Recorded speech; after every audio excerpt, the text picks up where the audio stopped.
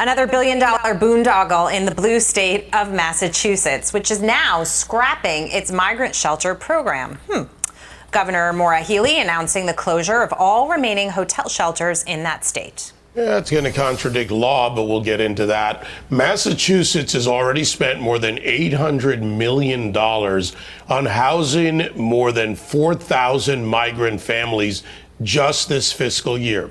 And that number is expected to balloon to as much as $1 billion cumulatively by the end of the year. Now, there were some warnings over the price tag. The governor ignored them, and now the taxpayer is bearing the brunt of it. For more, let's bring in a former Massachusetts migrant shelter director, John Featherston. It's great to have you with us, and I want to get your reaction to this. I mean, this is happening in New York City as well. We had a huge crisis here with migrants, sanctuary city, taxpayer dollars going to food, shelter, education, health benefits, and everybody said that was the right thing to do. The problem is that it bankrupts cities and states.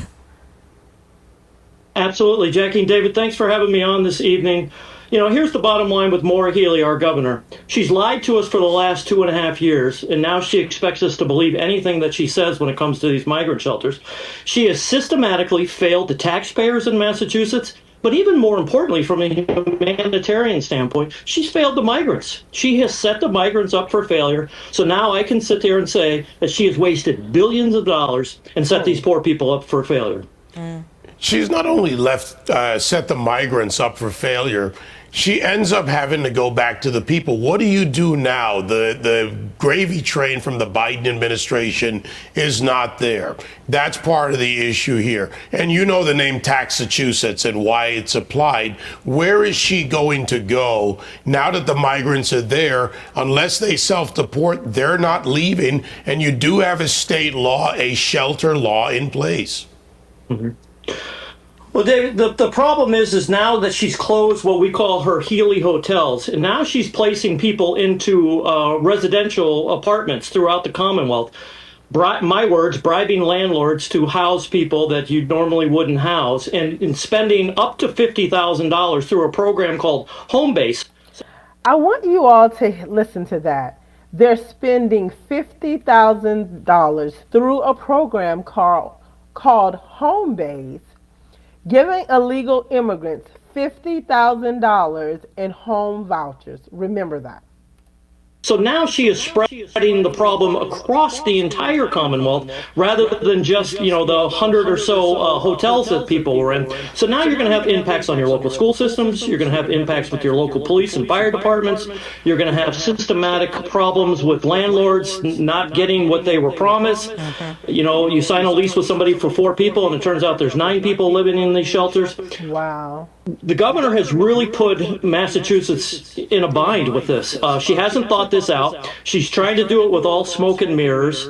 And she's really, the failure is the only option she has here in Massachusetts. Just admit that she failed. Let's bring in the government. I've asked for the Department of Justice to come in and do a thorough investigation on the audit of the money trail on this. We need federal help here in Massachusetts. We really do. Well, I was going to ask about that. What consequences there are, if any, and if there are any federal funds involved where you could tie it to a larger probe. Oh, absolutely. As a shelter director, I know a lot of federal funds were going towards this, and I can certainly point to the Department of Justice to where some of the fraud is. We actually have a Democrat auditor here in Massachusetts, Diana DiZaglio. She's already done the audit. She's already come back to the governor and said, hey, these no-bid contracts are wrong.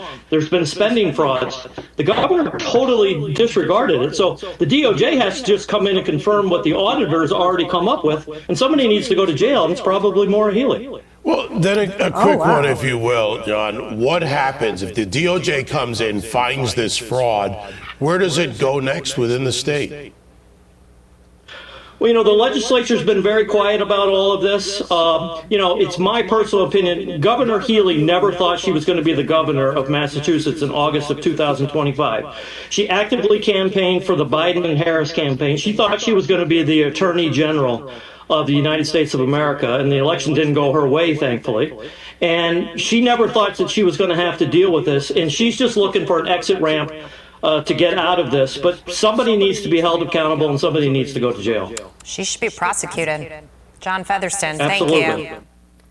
Now, not only did Homebase provide a $50,000 a year voucher to every illegal immigrant, this is some of the additional benefits that the illegal immigrants were able to take advantage of, and the taxpayers, the American taxpayers, funded this program.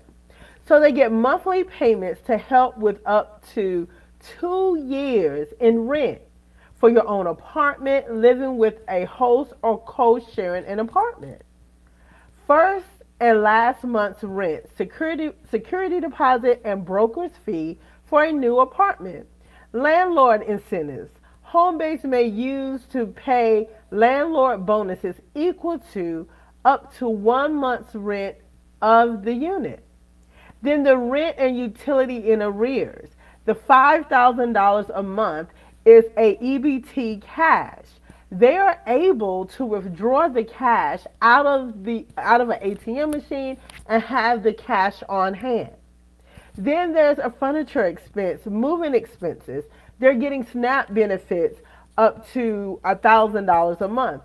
When you add that all together, you have $50,000 in housing vouchers, $60,000 in cash, an extra $12,000. You are over $100,000 in compensation package.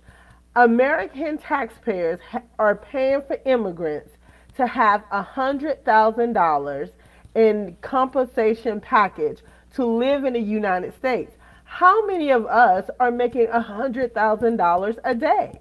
Just think if a husband and wife who are not legally in the country and not legally married here can bring in over $200,000, not including if the husband works under the table.